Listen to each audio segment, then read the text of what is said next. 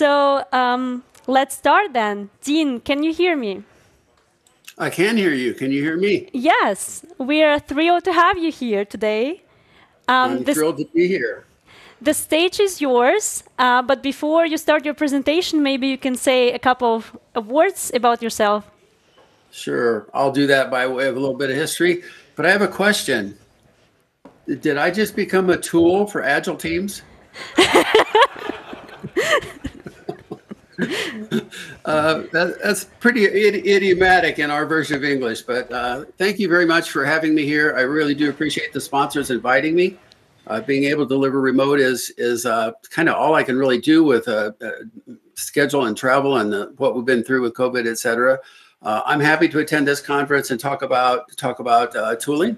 And I'm a dyed-in-the-wool Agilist. First of all, I basically have a confession to make. I'm an engineer. When I was 9 years old, I was sitting in my living room looking at a very small black and white TV.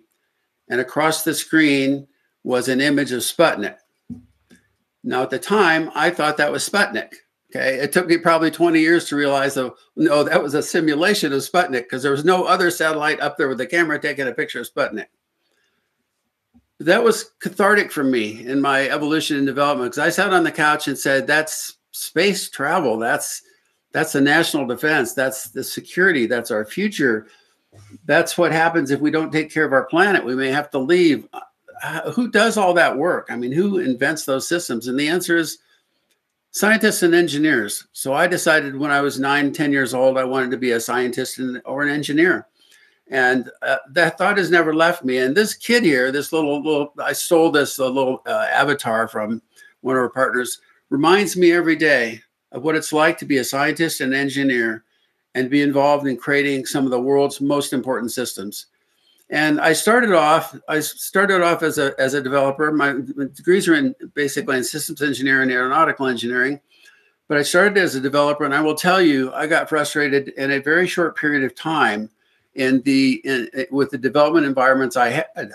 I got frustrated by basically the lack of computing resource. I mean, I had a 2 megabyte hard drive. Think about that. Now that really ages me, but I can't hide the aging factor at this point. I don't even intend to. But the process was frustrating as well. Now, at the time, the systems I were building were smaller. So there was a sense that you probably could figure out what this thing needed to do pretty precisely and stick it in there. You know, especially microprocessor controllers, et cetera. They had a relatively well-defined behavior pattern. But even then, kind of the rigorous way that we're approaching it, which is that, you tested last and you discovered later on that the system didn't work, was really bothersome. So I started my first business as a developer and then eventually as a CEO of that business. And we built incredible things. We built the first microprocessor-based ventilator ever approved by the FDA for home use. Now, if you know anything about ventilator dependency, well, A, it's a terrible thing. But B, being in the hospital is not a good place to be either. So that was really a breakthrough in science. We built other fun things as well. We built adventure rides. For people, and they had to be they were high assurance systems too. Throughout that career, which ran about 20 years, it became pretty obvious that it's pretty difficult to have fun if you're building systems where the expectations for those people that you're building them for was that you could name that tune instantly. You could define it, you could specify it, you could build it, and it worked just great. The reality is those systems all work, but the reality was it was painful. And that kind of led me to what is today, why I'm here, why this is my current mission. This mission is very much shared with my employer, which is Skilled Agile, but this is what I do. So through my entire career, 5 different companies that I've started, they all did one thing. They all worked on one thing, which is if we can help you, the people who build the world's most important systems, build them better and faster, and have more fun in the doing, then literally billions of people on the planet are going to lead better lives. That is such a powerful mission, and it's so empowering to know that you're doing that. That's the kind of thing that gets you up out of bed every day. So I have a great respect for you, the people who are building the world's most important systems, and a great respect for what it's like if we can make your life a little bit better. And for me, Agile is the key to that. And Agile unlocked this 20 years ago, and that tipped me to a whole new way of working. Now, having been at it for a while, I'm engaged in a variety of forums. And one of the ones that I think, frankly, is most advanced in his thinking is Gene Kim's DevOps Forum. And about 4 or 5 years ago, I met Mick Kirsten there. He's definitely become a peer. We borrowed, with his permission, his flow metrics, because I believe that his view of flow and measuring flow was the best and most succinct that anybody had developed, and gave us a strategy. And I'll talk about those flow metrics a little bit later.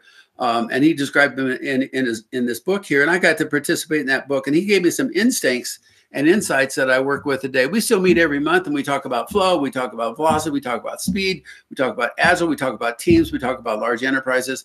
But in his book, in the preface, basically, it said that those who master large-scale software delivery will define the economic landscape of the 21st century. Now, this is 4 or 5 years ago, and it was pretty obvious that those who had mastered large-scale software delivery were defining that landscape. And I've become concerned that if we the non-unicorns, if we the non-fangs, Facebook, Apple, Alibaba, et cetera, don't get really, really good at software, we're going to be relics of an age. And all of us here, everyone, including the people in this room, is going to work for one of 10 trillionaires. I don't want to do that. I want to make sure that Agile is an equalizer, and that Agile at scale is going to help everybody achieve their objectives. And that's my mission. Now, in that book, he also brought up some kind of interesting history. And, you know, when you've been at this as long as I have, history is kind of fun. And he noted how every couple of generations, not from his work, from Carlotta Perez's work, every couple of generations, the world changes dramatically. And tech, what kind of tech that would be, whether it be, oil and gas, or the way the railroads. I live in the Western United States. Pre and post railroads in the Western United States was an unbelievable change of demographic, economics, power, everything. These revolutions don't happen every day, maybe once in your lifetime. We are in the midst of the biggest of those imaginable. There is nothing you can do anymore that works without software. There's almost nothing you can do that works anymore without software with AI and big data in it. It's going to be less and less that you can do anything useful without stuff that isn't hosted on the cloud.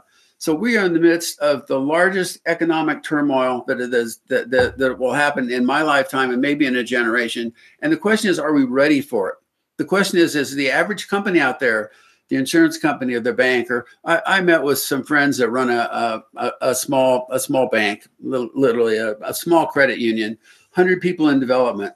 Can they compete? Can they survive without great software? And the answer is they can't. So I worry about those guys, and I want to level the playing field to make sure that everybody gets to be agile. That's number one. And number two, as we scale, we retain that agility in our world.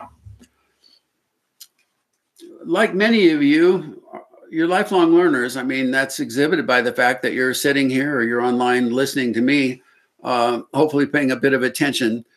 Lifelong learners are unique. I suspect you're like me. You find people that you follow because you learn to trust them. So I've written a number of books on software, and I have people that decided that the stuff I wrote tend to make sense. So they would read my books and they would ask when the next book is coming out. One of those leaders for me is John Cotter, and he's now retired professor at Harvard, and he studied organizational change management forever. He's helped me, his words, and actually his team has helped me think through the organizational change that's necessary to convert our regular companies to be able to compete in the digital age. And he notes that the things that we built, these massive hierarchies that we all report into, that's one of the greatest inventions of the 21st century. But they're fairly rigid. It's very, do I have to change my boss to change my program? Do I have to change my boss to go work on a different agile team? Do I have to get permission to learn how to do automated testing because I'm a developer? All these structures and things that we find keep us from moving forward.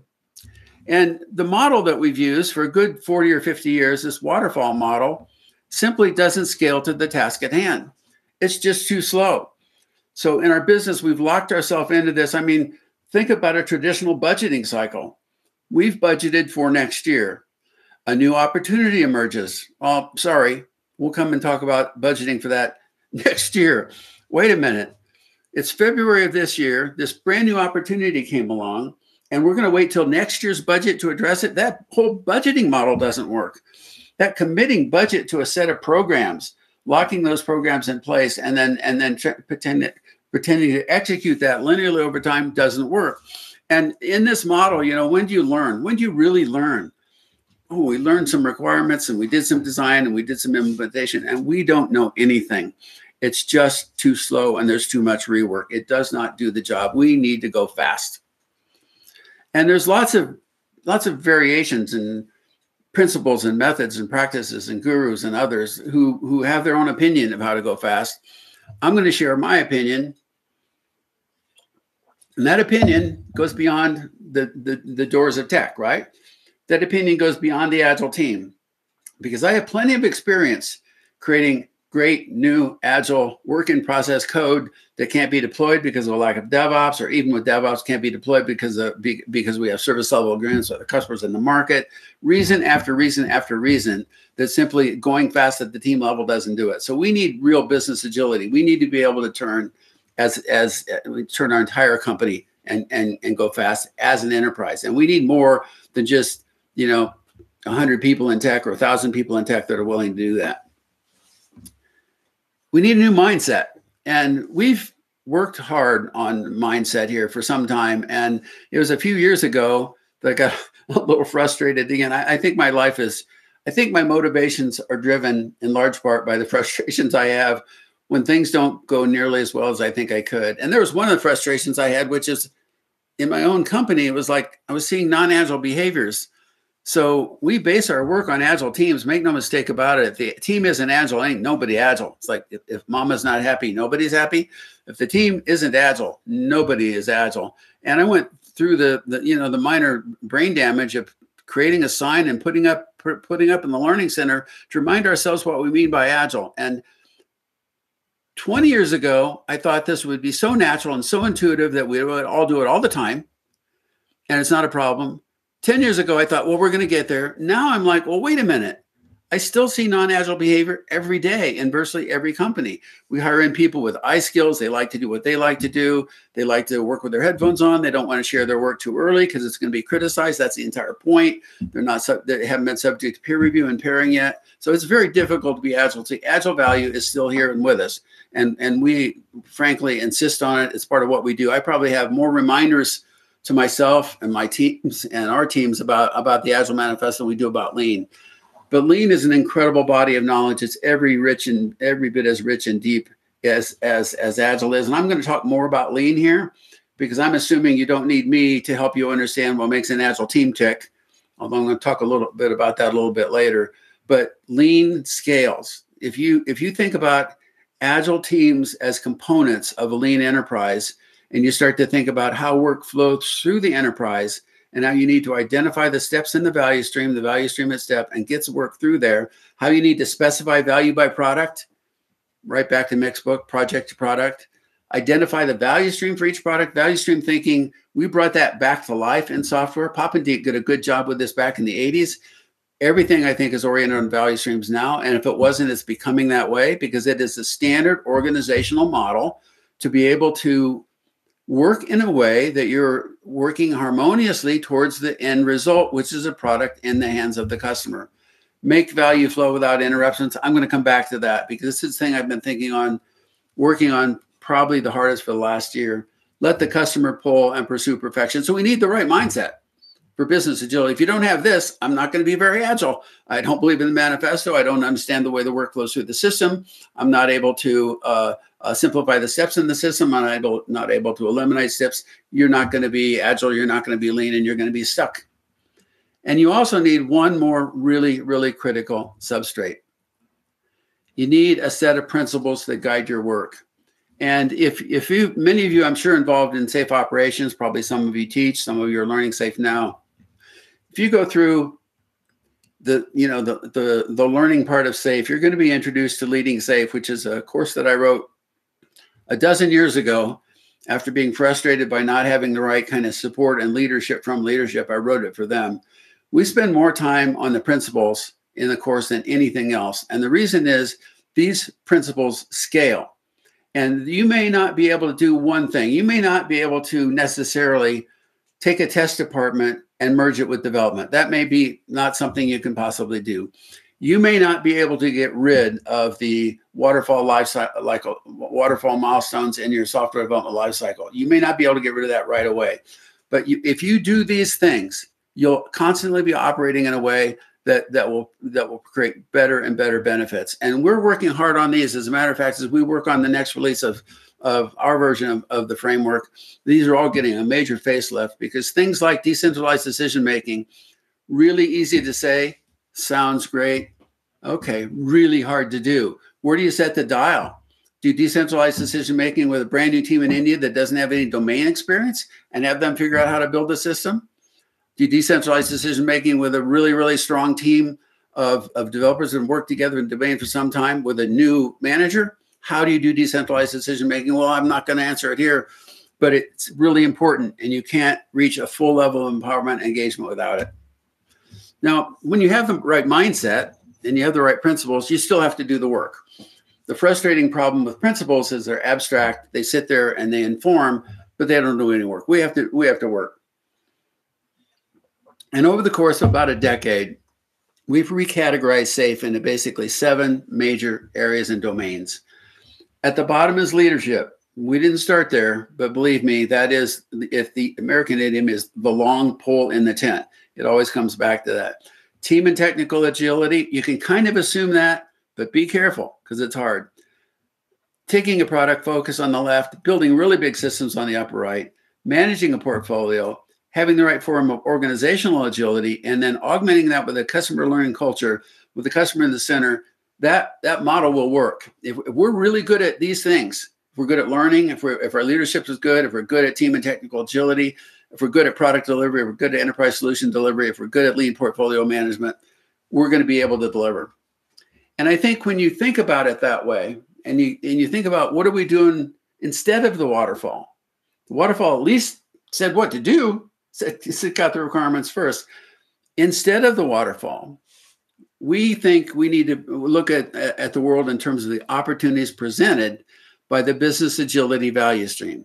So everything is a value stream in the organizational model, and any large initiative you hit, I talked to Airbus yesterday about their new AirCog. It's basically a Siri. You can ask any question about an Airbus 320. A flight operator can do it, a pilot can do it, or a maintenance person can do it. A huge online, massive AI-based system. That's a really big opportunity, and they've got it working. And you see here a series of steps, and I'm going to go through them briefly. Sensing the opportunity, finding the MVP, et cetera. This pattern scales. You can use this within a kind of a team context. You can use this all the way up to the biggest initiative the enterprise has. But we're always trying to do just one thing. Find that opportunity and move it to market as quickly as we can. So I'm going to kind of briefly take you through these steps to show you how the core competencies in SAFe help you do that. And the first one is you have to have market sensing. You have to know there's an opportunity. And we don't use a lot of Japanese words in our work here, even though so much of Lean was driven by Toyota Production System, Taiichi Ohno, Shingo, and others. But this word called Gemba has no real translation in English. I don't know. Maybe there's a great German translation. Gemba is when leaders go see and spend time in the place where the customers work. Okay, there is no substitute for Gemba. One of the more interesting careers that I had was 4 years at Rational. And our CEO there, Mike Devlin, I respected him greatly. I didn't fear him because he wasn't a person that one would fear, but I worried about him. And the reason I worried about him is that here was a CEO. I was a VP and business unit manager. I had responsibility for ClearQuest and Requisite Pro and Rational Unified Process and lots of other products. He spent more time with customers that used our products than I did. He was the smartest CEO I've ever seen, not because he was like Six Sigma Mensa smart. He may have been. That didn't matter. What mattered is he knew more about the way the customers were using the product than me. He put me on the edge of my chair for 4 years. I really needed to know what our customers needed and what the market opportunity was. And you could not BS your way through a conversation at Rational Software because we were customer-centric and customer-focused, and we spent time with them. So as we coach executives, et cetera, we say, Taiichi Ohno said, no worthwhile improvement was ever invented at a desk. Okay, you learn from Gemba, you learn from being in the field. So when you're in the field, you discover these things. So many of the major elements of SAFe now, if I think about the incorporation of DevOps as a critical substrate for delivery, if I think about the way we factored Kanban into the system, if I think about the field of design thinking and how critical that is and how it becomes more and more important to have really, really, really excellent products that excite and delight people. I discovered those themes in the field, right? Oh, yeah, I have books. I can read books. I have a whole room full of books here. But when you see it in the field, you know it's working. So in the field, we learned these things. And one of the things we learned is that we've got to identify the hypothesis and move forward very quickly. And for us, that's the area, the domain of lean portfolio management. And we use the lean startup thinking at the portfolio level. Now, some people, it's fun to make fun of everything. Some people make fun of MVPs and they say, I worked at a company and we did MVPs and that's all we ever did. And that kind of sucked and it wasn't a good model. So I don't like lean startup. Okay. You can do a bad MVP. You can do bad at anything. One of my first big challenges was a company that just basically said, Scrum doesn't work for us. It didn't work for them, but the problem wasn't Scrum. Okay. Here's the way I want to look at the MVP as you think about it. Should you spend all the money if instead you could spend just some of the money and prove the hypothesis? If you can spend just some of the money, you should. That's the MVP. And we do everything now in terms of the portfolio level, thinking about MVPs for any initiative that's worth it. And even as you factor into the organization for Agile release trains and down to development teams, it's like, how do I really prove this thing works before I go any further? And then because of the way we have structured SAFe, there's a high probability that this thing is already resourced, if you will. There are already people on teams and trains that are working in this value stream. Now, if I have a brand new value stream, that's a different issue. And one of our customers is really using the opportunities in the industry and the new value streams they need to create as a way to grow their business. That's a different thing. You have to create it. But most of us have fairly stable value streams. Ours is fairly stable. So in 10 or 12 years, we have the same type of value. We have the framework. We have the courseware that's associated with it. We have all the support services. Those are the values that we provide. We're already organized that way. So it's not so hard to put a new initiative into the market. And because I've put the new initiative in the market, I've got the people that are going to connect to the customer. I can't connect to the customer at the portfolio level. I may have been in the market and learned this valuable thing, but that's not going to be me that does that work. So we're going to organize on value. And by the way, I won't go into this portion of the lecture. We separate in our thinking the hierarchy where you get your paycheck, where the things like hiring and firing and operating under the laws of the land and decisions are made about what the budget's going to look like, how many people we can hire, where we're going to invest in our operations. We separate that from what we call the network. So when you look online and read about SAFe, you'll see there's really two things that work here. There's a network and a hierarchy. The hierarchy is the thing that has the stability of the organization, but the network is fast. So this is a network. And because it's a network and it doesn't really disturb the hierarchy, it can change really quickly. So if our new initiative comes along and we're not organized for it, we'll just reorganize to it. We'll just add some more teams, or maybe 3 people will go from one team to another, or 3 teams will join a new streamlined team to do that. So we have now the mechanisms for soft and flexible and fast organization and reorganization. Because if you organize around value rather than organize as opposed to organize around function, value is going to move, and if it moves, you've got to be ready to go as well. And connect to the customer. Of course, you connect to the customer, but there are ways to do that. And for those of us who've been in product management, requirements management, and the front end of this train where it's easy to ask questions, it's not a trivial thing to determine customer needs. And it's not trivial when the thing you're addressing is a need they haven't expressed yet either. But as you incorporate design thinking into your product, talk about tools for agile teams, design thinking has a whole bunch of tools for agile teams, and you don't have to go very much farther than SAFe to learn about that. And when you do, you'll understand basically this divergent set of figures here that show you how you have to first understand the real problem and then design the right solution. And there's divergent and convergent elements of both. That's really kind of the mental frame. That's the mindset for doing design thinking, so you don't get locked into early. And then we have our customer personas. I think it's been so long ago now. I mean, maybe 18 years ago, when I was really learning Agile, I went to a few really strong XP shops, and that was the rage at the time, right? XP was just de rigueur. It was like way cool. And I walked into one of the team rooms, and they had a big cardboard cutout of a person, and that was a teacher that used their test scoring system.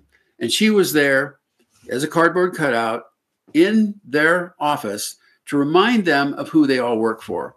And that's another place where I said, you know, this extreme programming stuff is pretty cool. I think these people have something going. So that's how we connect to the customer.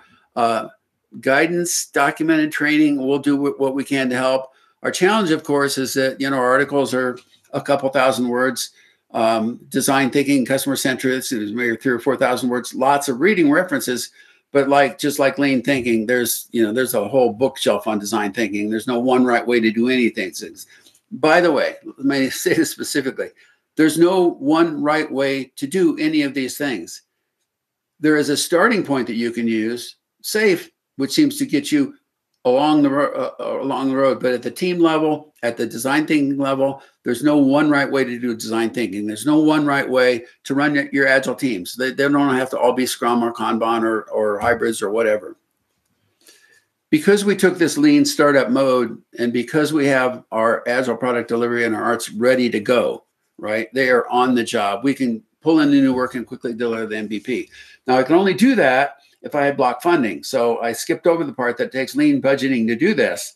So if I have lean budgeting and a block funding, which I've allocated a block of money to the value stream, not to projects in the value stream that have to have this ROI to get it, I allocate money to it. This is our automated vehicle delivery for pharmaceuticals or whatever. Okay, well, we didn't do pharmaceuticals before, but we're investing a lot in our medical delivery. So we're going to do automated delivery of pharmaceuticals. Okay, that block funding meant that I had the funding for the MVP, and now I can get it done really quickly because the teams are organized to do that.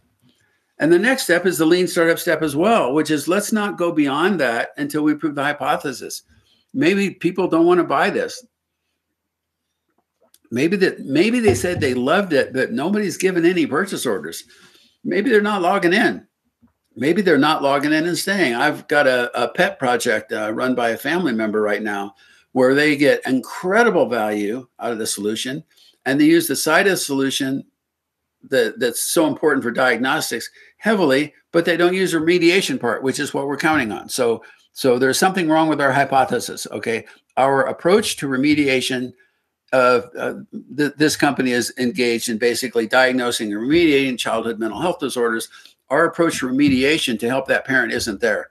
So the hypothesis was the value proposition is real, but our approach to remediation is not real. So we have to pivot. So we have to figure out what to do about that. That's just logical. Now, as in SAFe, if your hypothesis is proven, you just keep going. And an epic is done when you've invested enough, and you don't even worry about that, because once you get the thing started, it goes into essentially autopilot.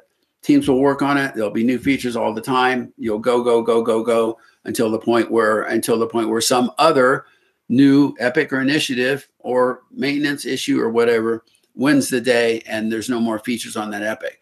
So it's kind of a clever, semi-automatic, interesting thing. No definition done for an epic. Yeah, we're not talking about it anymore. Okay, that's done enough. And because Agile is not a daily stand-up. Agile is not Scrum for me. Agile is about high quality code that gets in the hands of the users as quickly as possible. That's why I got tipped to Agile, because the code was going to the user faster. In order to do that, you need a CD pipeline. Make no mistake about it. So not trivial in these legacy environments, way easier on the cloud to build a continuous delivery pipeline, but we have it and it's already working. So because we're in the context of an art that has invested its time in making the CD pipeline work, we can get stuff through there very, very quickly.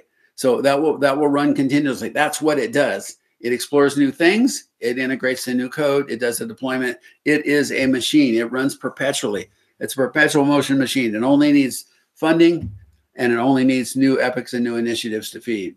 And of course, release whenever the market wants it.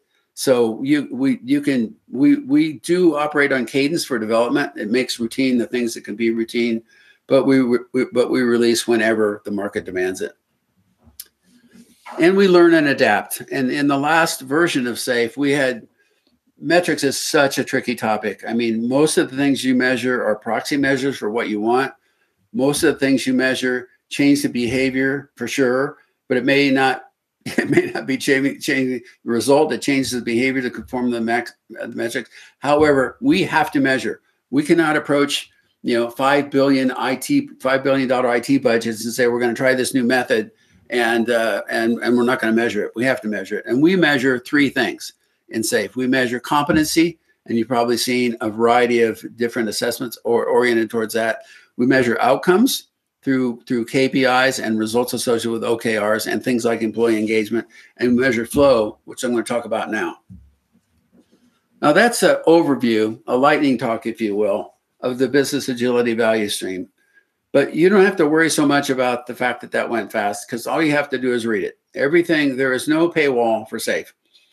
Everything we learn that we can codify in words goes into the framework. So the BAVS that I described to you is already in the framework. It's been there for about 1.5 years, 2 years now. That's when we started on the business agility path. You can read anytime. You don't need my help for that, okay? You can just read the dang thing. Now, what we've been working on in the last few months, actually close to a year, is a little different. When you've established the flow of the BAVS, and you now know that you want that epic to flow through to production, you want it to flow continuously. So we've been talking and thinking about how to make value flow faster. And we go right back to our mindset. Remember, make value flow without interruptions. Remember that key piece. How do you do that? That's easy to say. What's an interruption? Where do the impediments come from?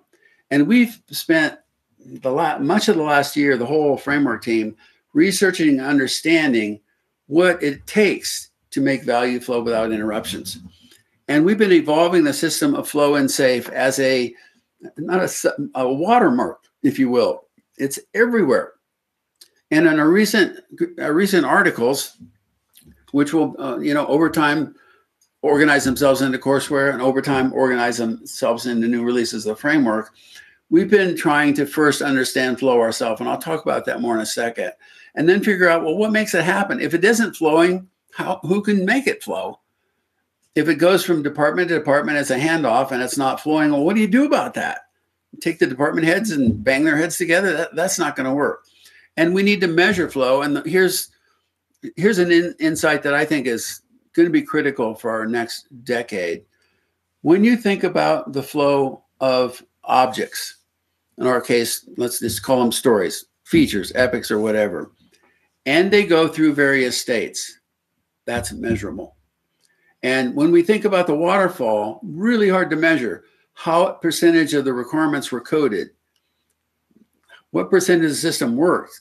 Really tough. It's like there really weren't measures. That's why we had the stage gates. It's like, I want to inspect your design documents to make sure you're proud of them. We can measure flow, mark my words. And that's the value of Gene's work. And we can do it without the Heisenberg principle killing the people that are doing the work. So what you're going to see in these articles when you find your way to them, I'll point you to them in a second, is how to measure flow. And in that process, we first had to decide what flow is, okay? Read Mick's book on flow, reading the DevOps stuff, read Lean Thinking. Rarely do they describe what flow is. And we've determined that there are 8 key elements to flow, like a queue. Oh, we think queues are bad. Well, try to flow without a queue. No, there's no input. Work in process. Don't want too much of that. Well, guess what? You don't want too little either, because there's no work in process. It's not going to flow. Bottlenecks. I've become super sensitive all the way back to 1986. Work on theory of constraints and Goldratt's work. I've become resensitized to bottlenecks because as we've started moving to flow, I start seeing them more clearly. I see them, and I see them in my team, and I see them in the enterprise. And when you see bottlenecks, you're being informed. And there are policies. It's a rich and deep talk, and this is not a flow talk. This is a talk to tell you that what we're working on is flow, and we're releasing that incrementally, release on demand, in a series of articles. And we made some material updates to help us do that. One is we've always expressed Kanban and SAFe. There's a Kanban system for the portfolio. There's a Kanban system for the art. There's a Kanban system for the team. But we've never actually told you how to set them up. Okay, we just assume you have a Kanban expert and they'll do that. Well, you still probably want a Kanban expert because believe me, they're worth their salt. They're worth their weight in gold because they really they do understand what happens when something's an expedite and if I want to run a Kanban system, but my team, my art is running in time boxes. What do I do about that? Well, we'll treat those issues as fixed date class of service because those dates have to be met or we can't do the dependency. So we describe in SAFe how to apply Kanban in SAFe. Most importantly, and I think the thing that I'm most interested in both doing and feedback is that based on my experience, we use Scrum, we use Kanban, we use them both. In some cases, pure Kanban, like in support, works great. In some cases, pure Scrum works great. In neither case do I believe they are ideal methods for developing systems in a really fast way. And if they're not ideal and they compete for mind share, that's a problem. So we'd like to basically address that problem right now by saying, let's look at things differently. Let's introduce Kanban as a first-class citizen and SAFe, not just the support. Yeah, I take a ticket. I don't have to estimate anything. Kanban, but the Kanban that says we can develop. Look, we're developing an entire framework with Kanban. Okay, we have Scrum elements to what we do, but we do not follow a rigid Scrum process on my team. Other teams we work with do, and they're very effective at that. I don't have to go out with a hammer and say, you should Kanban, you should Scrum, you should hybrid. The teams will figure it out if they're empowered, if you decentralize the decision-making and you give them the options. So this is brand new and SAFe as of maybe July or August. I don't remember exactly. And it doesn't stand alone because most SAFe shops use Scrum. Scrum's fantastic. Try to do a really cool Agile model without any notion of a near-term commitment, right? With no goals for what's going to happen in the next period, no product owner that actually has responsibility for what the system's supposed to do, and no facilitative servant leader that can make that process happen. Scrum is awesome. It works extremely well, but it doesn't have flow as a substrate. We've added that. There's no reason why a Scrum model, which loads its backlog, right, its iteration backlog on a cadence, can't have full flow perspective across multiple sprints and within a sprint. So we've established and we're working right now on kind of furthering how to do that well, so that if a team said we're a Scrum team, we like Scrum, well, but I can't get flow metrics out of Scrum. The only thing I get is velocity. And I don't necessarily find my bottlenecks. It's like sprint after sprint after sprint after sprint, we have the problem. Well, where do you see that problem? Here's the way you see the problem. You set up a Kanban system for the problem, and you set up your Scrum model to flow. And as I leaked forward a little bit in my talk here, you can measure flow. That says we can measure the almost intangible. Our software development process seems like it's sometimes more mysticism than science and engineering, right? How do you measure productivity? I know, well, lines of code. Great. I'm going to code me a new minivan here over the weekend because I can create a lot of lines of code. Function points, I get a lot of function points. No, how do you measure what's happening in the system? What is the load in the system? What's your predictability? What's the efficiency? And what's your flow time? How long does it take you to get that story through, or that feature through, or that epic through the system? And are we working on the right things? Are we investing in the right horizons? Are we working on the right enablers to make sure the runway works? And then velocity, how much we can get done in a period. These things are measurable. And we do not have to have two people with a spreadsheet, a stopwatch, annoying the heck out of people doing the work to do it. We can get that from our tooling. And when you recognize those essential elements of flow, you also recognize that when it comes to things like policies, all Kanban systems have policies. Policies can be a problem. If I have a legacy policy that says we're going to continue our QBRs right when we adopt a SAFe and we'll start with PI planning, and 5 days later we'll do our quarterly business planning after PI planning, that makes no sense. You're doubling the work here. So we want to be able to visualize and limit WIP and address the bottlenecks, minimize handoffs and dependencies. You read them here. You don't have to worry about it. You can read the article. Okay. Accelerating flow is SAFe. If you go to SAFe and go to the blog, click down a few places, you'll find this whole story about how we're putting together the flow-based model in part of SAFe.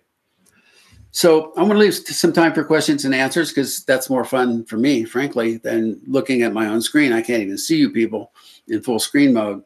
But I do want to leave you with a couple of recommendations. When I go to a conference and see a talk, I want one of two things to happen. I want to be entertained.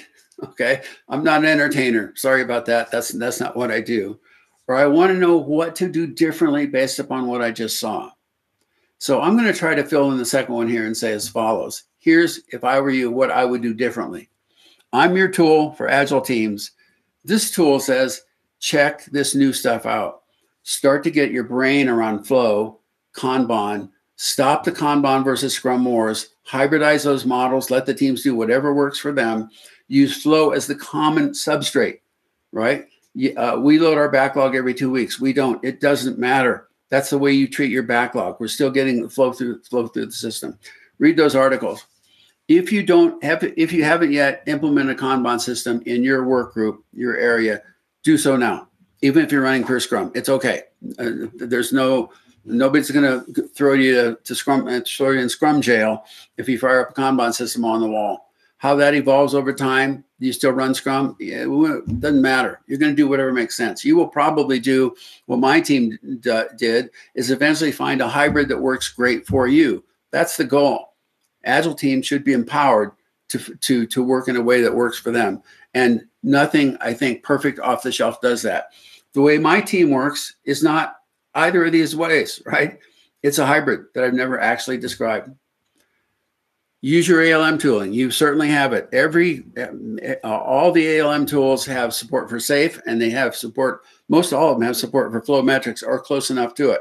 So you do not need to drive your Scrum Master crazy or get an admin to start, counting up user stories here. This will come for free when you set the Kanban system up. So most of what you need in terms of the flow metrics will be delivered to you for just automatic. Push that button, see what the current mix is. Push that button, see what the flow is. See what the cumulative flow diagram looks like. See what the average time is for us to get an article into production.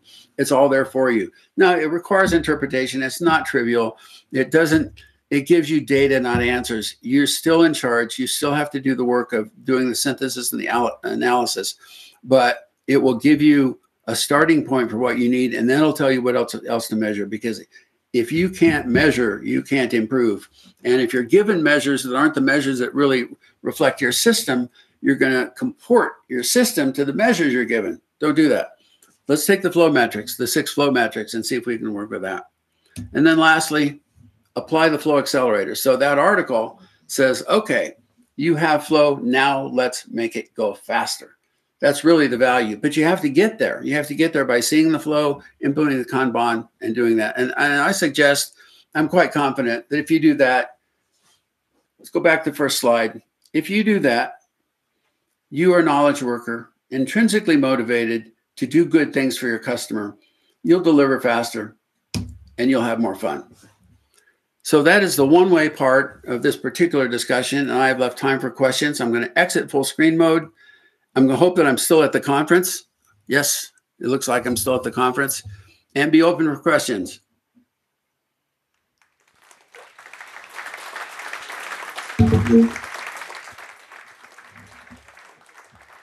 Thank you so much, Dean.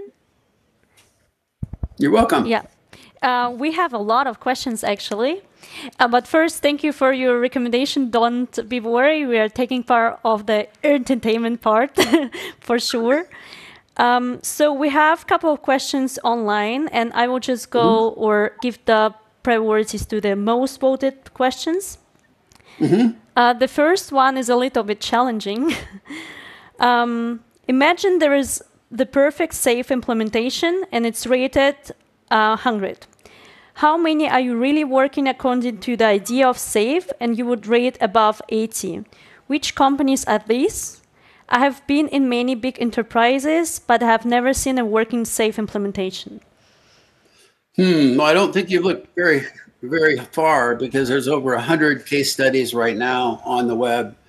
At the last summit, Southwest Airlines, Oracle Financials, Volvo was in the office. The Nuclear Regulatory Committee works safe.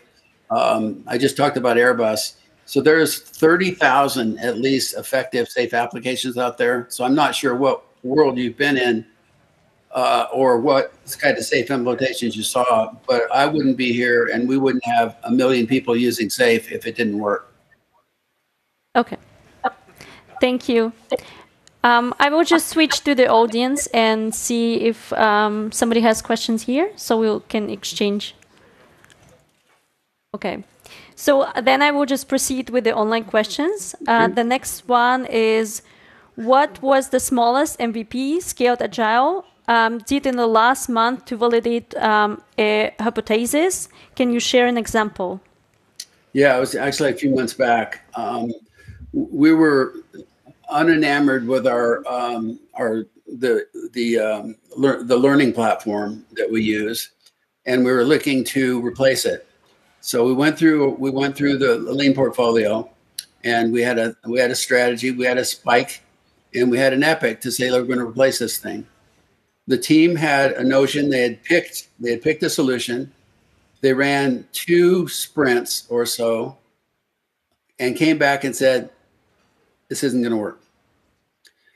That's probably one of the most exciting results I'd seen, because they said, this will not meet the hypothesis. We need to take a different tack. And we abandoned ship on that.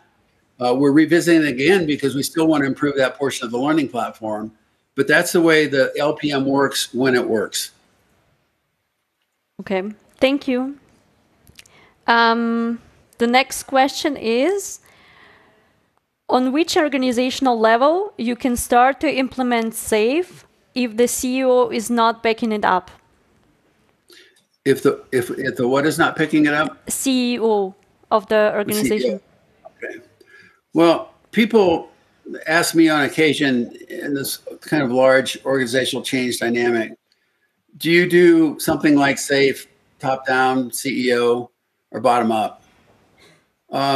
Bottom up has an interesting aspect here, which is that Agile was started for teams. And one of the things we've done is we've enabled teams to operate in an Agile way in very large companies where, in some cases, Agile was a bad word.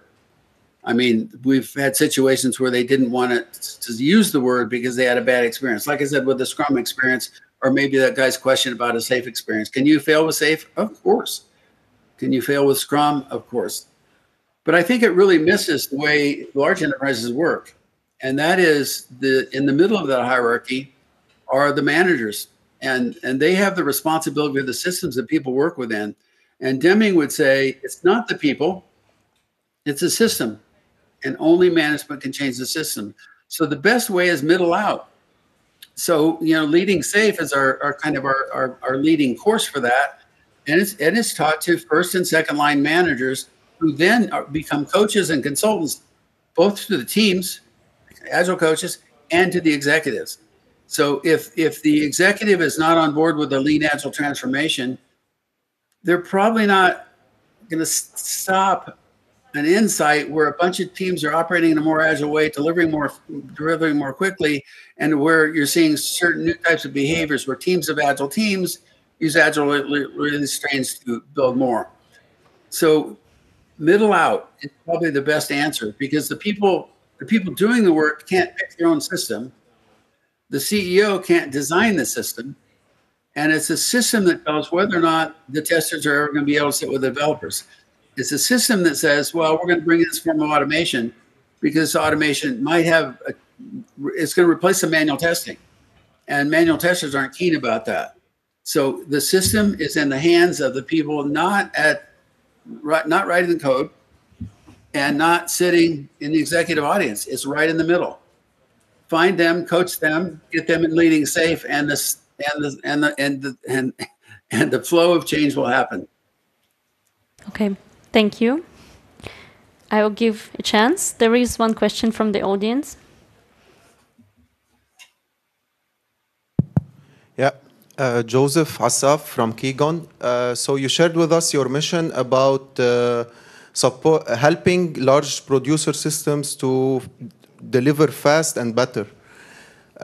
Based on your experience, that we know it is a big one, how can you describe or see that flow will increase or support quality, especially that currently with the fast digital world we're living in, not only requirements are being affected, but quality specs, let's say, are being changed or upgraded, maybe daily, not even weekly or monthly. So how can flow support quality with the process? Yeah, I think it's kind of the other way around. So what I didn't mention in that is we're in the process right now of completely revamping built-in quality, because you can't flow with any velocity at all without quality.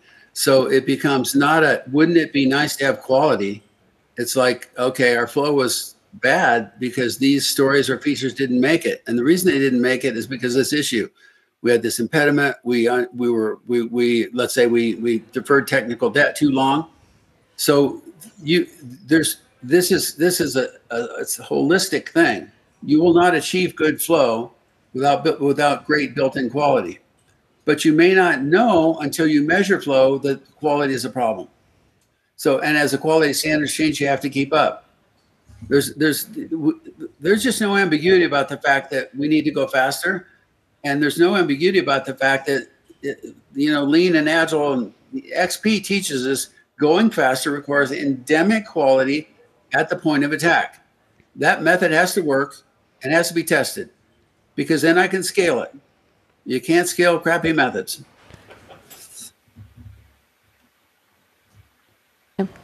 There is also another question.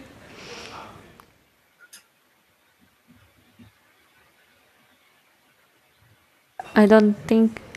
Is it working?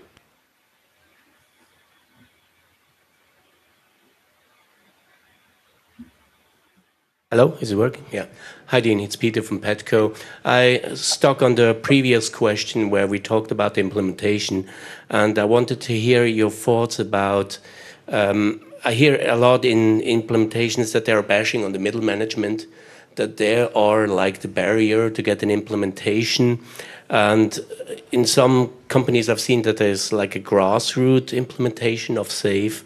And sometimes the managers say, I can't get through my middle managers. And what you said is, well, it's the middle managers who actually change the systems. Can you talk more about what your thoughts are that you're saying, hey, they are the system, and how can we make that better? Well, we won't be successful. I mean, I kind of got triggered down the scaled agile mode after a really large implementation where we trained kind of 5,000 people to do Scrum. And this was in the old style days of we don't need the manager in the room. There's a chicken and pig story. We trained developers to do what a way of working their managers didn't understand. That's stupid, right? So how did we begin to think that we could create a way of working inside an enterprise that was all kind of bottoms up if their managers didn't understand it? So we reach into middle management, and whenever that pain is there, those are our first and second line managers, and we try to get them in leading safe, or we invite them to a PI planning from maybe another company or another division where we're doing PI planning, and we take that incrementally as well. We take that in small batch sizes, and little by little we get middle management engaged, because we can't be successful without them. This is a system. We've got to be able to discover, define, deploy, and release quickly. We can't do that as teams. We don't have the authority to ship a piece of software to a customer that's under an SLA or that hasn't gone through a validation protocol. So it's a big order in a big company, but the alternative, go back to slide number 3. Mastering large-scale software development is the economic driver for the 21st century. So our leaders, our middle managers and leaders have to recognize that and have to start making the changes they need to be successful down this path. Thank you. And I think the last question, can you name the most often anti-patterns in companies starting implementing SAFe? Yeah.